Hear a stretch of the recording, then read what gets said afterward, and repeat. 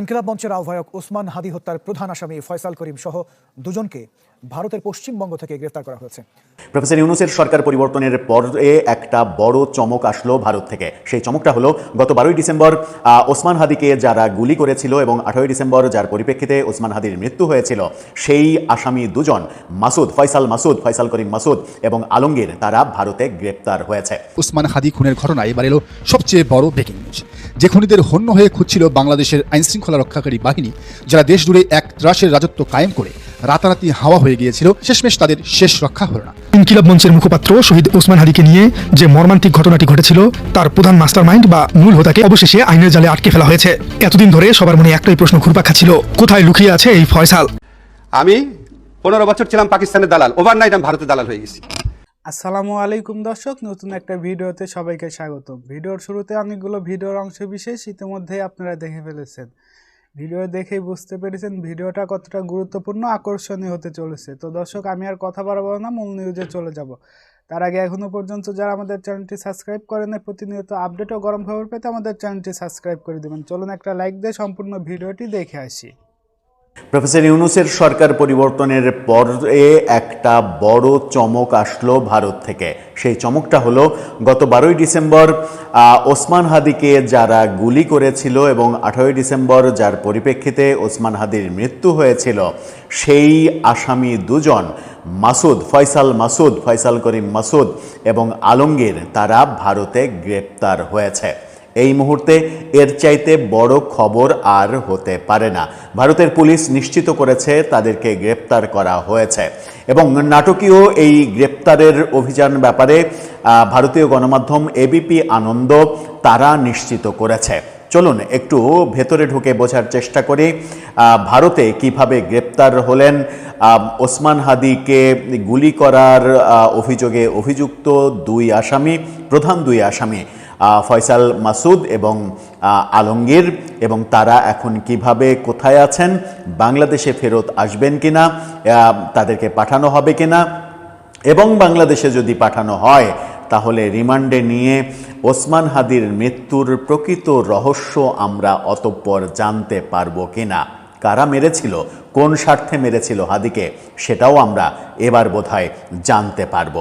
চলুন মূল আলোচনায় যাই, থাকবেন পলিটিক্স টিভির নিয়মিত আয়োজনে।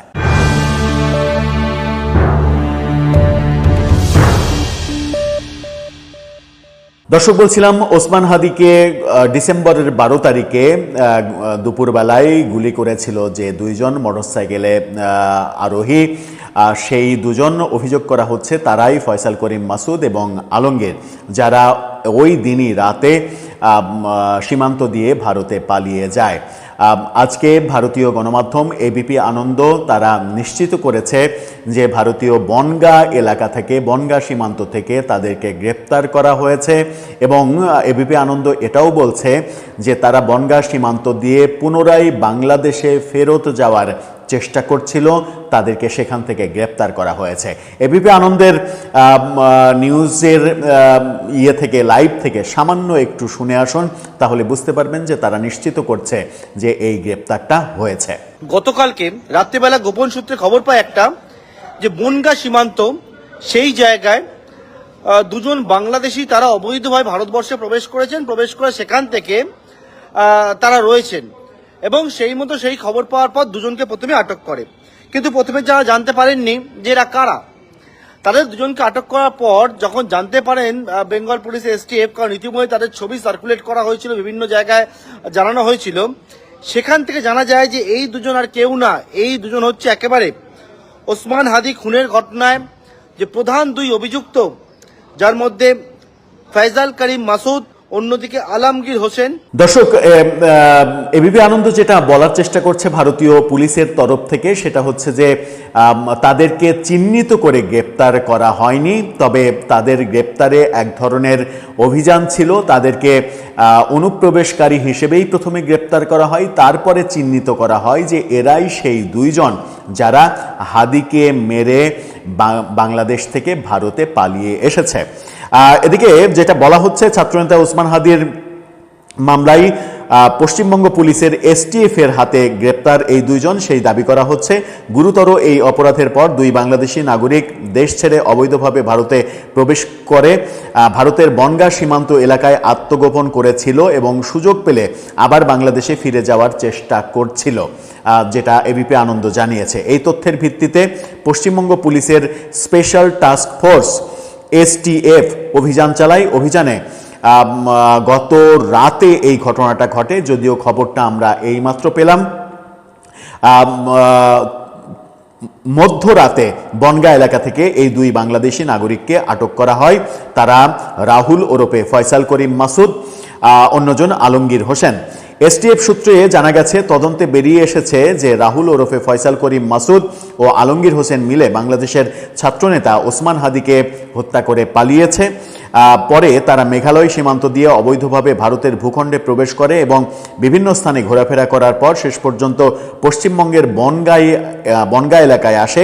সেখান থেকে সুযোগ পেলে আবার বাংলাদেশে প্রবেশের পরিকল্পনা ছিল তাদের। এই ঘটনায় একটি নির্দিষ্ট মামলা দায়ের করা হয়েছে। আজ তাদের সংশ্লিষ্ট আদালতে হাজির করা হলে আদালত তাদের পুলিশ হেফাজতে পাঠানোর নির্দেশ দিয়েছে। পুলিশ হেফাজতে এখন জিজ্ঞাসাবাদ করা হবে। ফয়সাল করিম মাসুদ, তার গ্রামের বাড়ি পটুয়াখালী, আলমগীরের বাড়ি ঢাকায়। এই গ্রেপ্তারের পরে পুলিশ, কলকাতা পুলিশ থেকে এটাও বলা হয়েছে গণমাধ্যমকে যে বাংলাদেশের প্রশাসনের সঙ্গে যোগাযোগ করা হচ্ছে, যোগাযোগ করে তাদের পরিচয় সব কিছু নিশ্চিত করা হচ্ছে। এখন ব্যাপারটা আমার মনে হয় যা দ্য এন্ড হতে চলেছে। যদি এই দুইজন সত্যি অপরাধী হয়ে থাকেন তাহলে বন্দি প্রত্যার্পণ চুক্তিতে বর্তমান সরকার যেহেতু ভারতের সঙ্গে সম্পর্ক আবার জোড়া লাগানোর চেষ্টায় আছে এবং জোড়া লাগিয়ে ফেলবে, সুতরাং খুব সহজেই ভারত তাদেরকে বাংলাদেশের হাতে তুলে দেবে। যদি বাংলাদেশের হাতে ভারত তাদেরকে তুলে দেয়, তাদেরকে জিজ্ঞাসাবাদে তথ্য বেরিয়ে আসবে, কিংবা কলকাতা পুলিশও তাদেরকে জিজ্ঞাসাবাদে মূল তথ্য বের করে যদি আনতে পারে যে এরা যদি সত্যিই ওসমান হাদিকে গুলি করে থাকে, তাহলে কাদের নির্দেশে, কাদের অর্থায়নে, কাদের পরিকল্পনায় এই কাজটা তারা করেছে, কাদের স্বার্থে করেছে।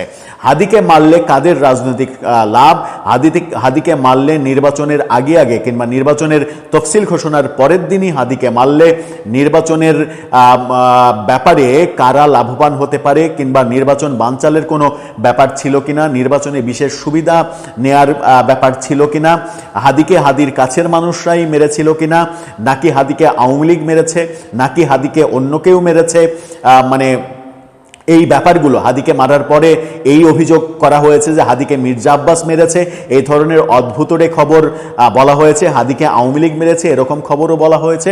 আবার অন্য অনেক পক্ষ থেকে দাবি করা হয়েছে হাদিকে যারা তৈরি করেছে তারাই হাদিকে মেরেছে এবং হাদিকে তাদের মানে জীবিত হাদির চাইতে মৃত হাদিকে তাদের বেশি প্রয়োজন ছিল, যেটা নিয়ে অনেক রাজনীতি করা যেত এবং সেই রাজনীতির একটা চেষ্টা আমরা তার মৃত্যুর পরের দিন মানে জানা যায় আমরা দেখেছিলাম। মৃত্যুর রাতে প্রথম আলো ডেইলি স্টার পুড়িয়ে দিয়ে এক ধরনের মানে অন্যরকম অবস্থা তৈরি করে দেওয়া হয়েছিল এবং জানাজার দিন একটা পরিকল্পনার কথা আমরা শুনেছিলাম যে কোনো একটা পক্ষ হাদির জানাজাকে কেন্দ্র করে, হাদির লাশটাকে ব্যবহার করে বিপ্লবী সরকার গঠন করার স্বপ্ন দেখছে। যদিও বাংলাদেশ সেনাবাহিনীর সচেতনতায়, তিন বাহিনীর সচেতনতায় এবং বিএনপির রাজনৈতিক বিচক্ষণতায় সেই চেষ্টা ভণ্ডুল হয়ে গিয়েছিল। এখন অবশ্যই বের করতে হবে, যেহেতু আসামিদের ধরা হয়েছে, তারা যদি সত্যিই প্রকৃত আসামি হয়ে থাকে, বের করতে হবে যে কাদের পৃষ্ঠপোষকতায় এই কাজটা করেছিল। এবং হাদির ঘনিষ্ঠ অভিযোগ আছে ফয়সাল মাসুদ, তিনি ছাত্রলীগের নেতা ছিলেন এক সময়। ছাত্রলীগের নেতা কিভাবে হাদির সঙ্গে এত ঘনিষ্ঠ হলো, এই ঘনিষ্ঠ করার পেছনে কারা ভূমিকা পালন করেছিল, কারাই এই বড় ছকটা তৈরি করেছিল, সেগুলো আমাদের জানা খুব দরকার। দর্শক, ওসমান হাদির এই মৃত্যুর সঙ্গে যারা জড়িত, অভিযুক্ত, তারা গ্রেপ্তার হয়ে কেউ কেউ কি তাহলে এখন একটু ভয়ে থাকবেন? কারো কারো কি থলের বিড়াল বেরিয়ে যেতে পারে? তো দর্শক, ভিডিওটি দেখলেন, দেখে কি জানলেন, কি বুঝলেন, আপনাদের গুরুত্বপূর্ণ মতামতটি আমাদের কমেন্ট বক্সে জানিয়ে দেবেন। পারলে ভিডিওটি শেয়ার করে দিয়ে সবাইকে দেখার সুযোগ করে দিবেন। আজকে এ পর্যন্ত, আবার দেখা হবে নতুন কোনো ভিডিওতে। সবাই ভালো থাকবেন, সুস্থ থাকবেন, আল্লাহ হাফেজ।